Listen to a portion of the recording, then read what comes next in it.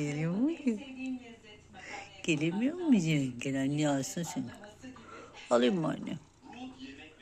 Gel. Gel anneciğim. Anne alsın seni gel. Uyuyacak mı? O annesisin anne. Bak bak sen. Bana ver. Annesi onu yer güzelliğini. Değil mi anne? Asıl bakalım.